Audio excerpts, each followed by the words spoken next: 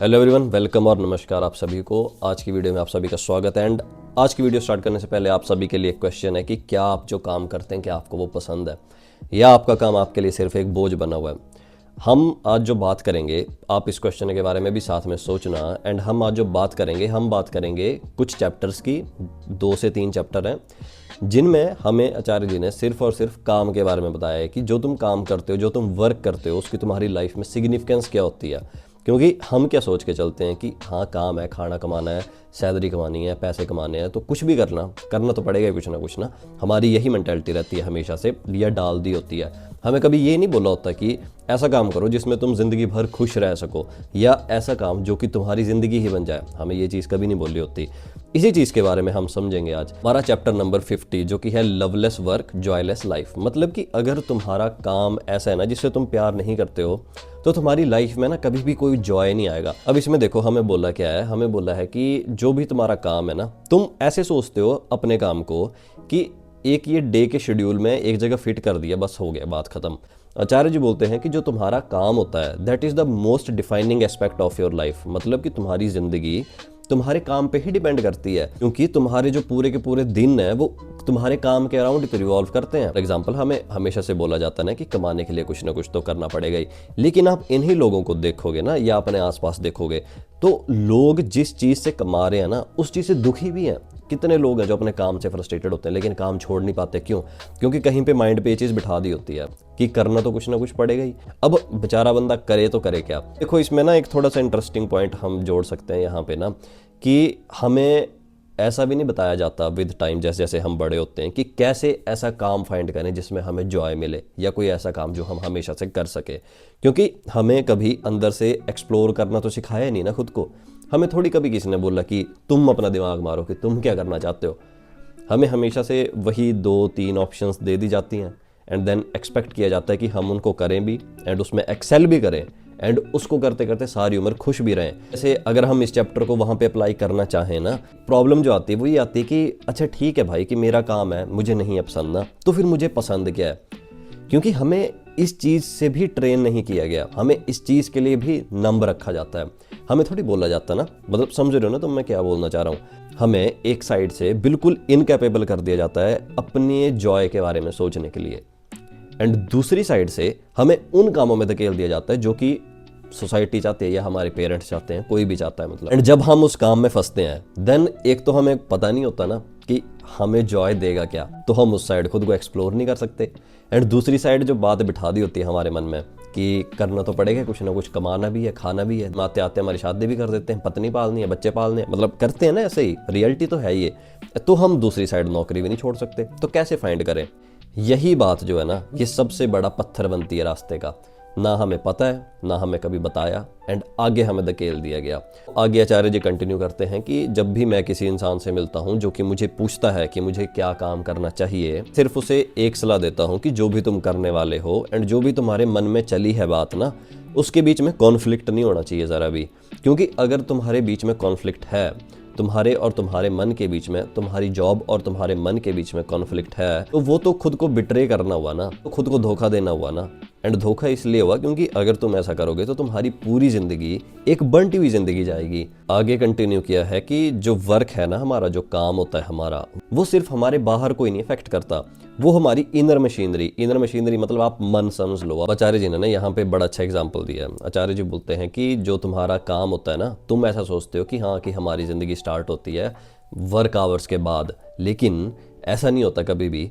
आचार्य जी ने एग्जाम्पल दिया है कि एक इंसान है जो कि स्लॉटर हाउस में काम करता है, बुचर है, मतलब कसाई है। तो वो कसाई क्या एक अच्छा फादर हो सकता है? रीज़न बीइंग कि जो जानवरों को कंपैशन नहीं दिखा सका, वो अपने बच्चों को कंपैशन दिखा सकता है कभी? ऐसा हो सकता है? ऐसा नहीं हो सकता ना कहीं पे उसके मन में वो हिंसा वाला भाव मतलब वो एग्रेसिवनेस होगी ही होगी ना। यही चीज़ हमें समझनी है कि हमारा काम सिर्फ हमें बाहर तक नहीं लिमिटेड करके रखता है, हमारे डीप रूट, हमें अंदर तक पकड़ के रखता है हमारा काम। हमारे इमोशंस, हमारी हेल्थ, हमारी मेंटल स्टेट, इन सब को अफेक्ट करता है हमारा काम, जो भी हम चूज़ करते हैं। एंड जो लास्ट लाइन है इस चैप्टर की, वो बहुत ही ज़्यादा अच्छी है। If you do not love your work you will find it hard, perhaps impossible to love your life. बहुत सुंदर लाइन है ये।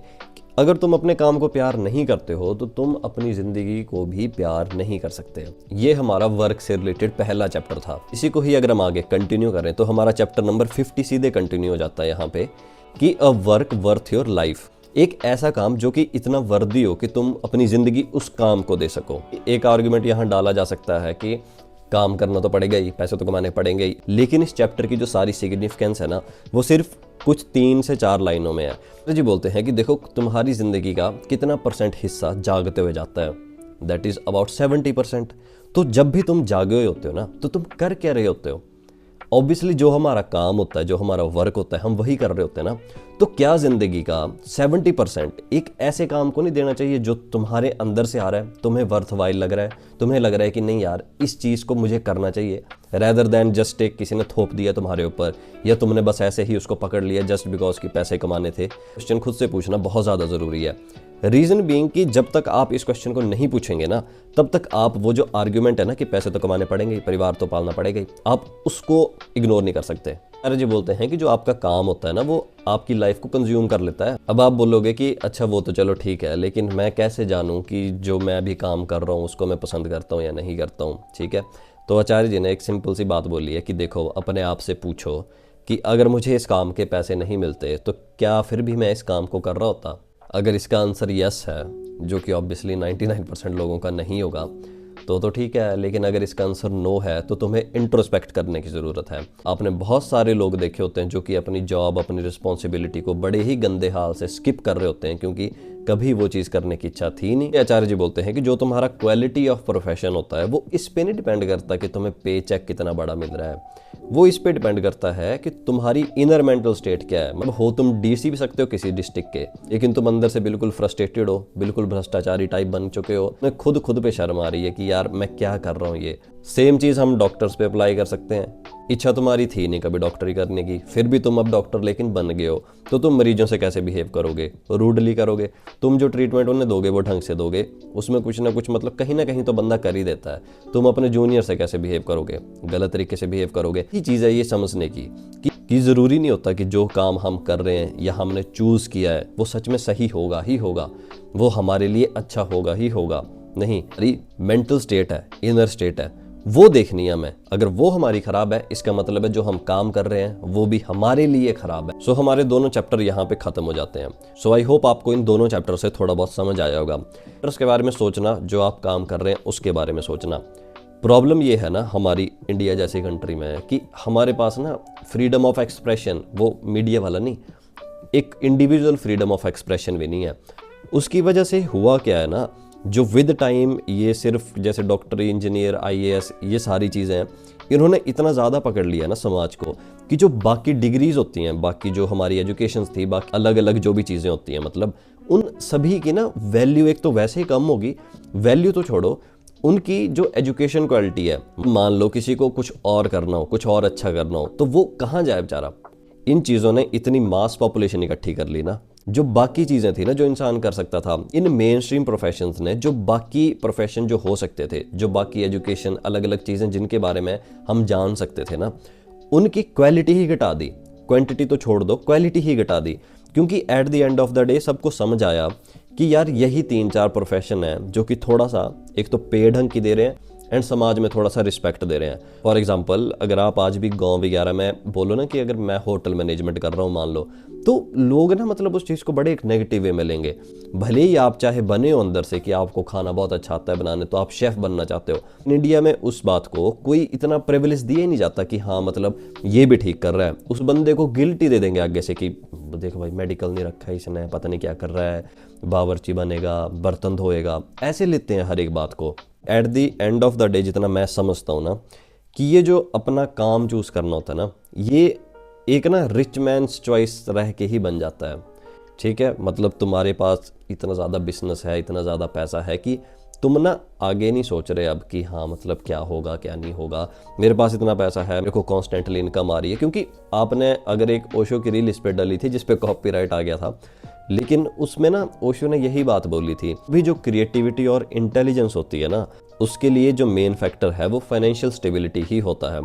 रीज़न बीइंग, जिसके पास फाइनेंशियल स्टेबिलिटी नहीं है ना, वो तो अपना खाने पीने का ही नहीं सोचेगा, फॉर एग्जाम्पल जैसे यूपीएससी के पीछे क्यों भागते हैं इतने ज़्यादा, क्योंकि पता है ना कि एक बार कर ली वो चीज़ तो फिर सारी पुश्तों का ठीक हो जाता है सिस्टम। वैसे ही डॉक्टरी है, चाहे वर्क आवर्स 48 घंटे हैं 72 घंटे हैं उससे फ़र्क नहीं पड़ता, पर एटलीस्ट सैलरी तो मिल रही है ना। अब तो चलो वो कम हो गई है लेकिन उस टाइम अच्छी मिलती थी। इसीलिए हमें जो थोड़ा सा चीज़ समझनी है ना तो ये है कि तुम काम कर रहे हो, देखो 99% ऑफ द लोग उसको पसंद नहीं करेंगे जो भी वो काम कर रहे हैं। तुमने क्या करना है कि जो तुम्हारा कुछ और काम करने की इच्छा होती है ना उसको भी एक स्लॉट दे देना है अपनी लाइफ में।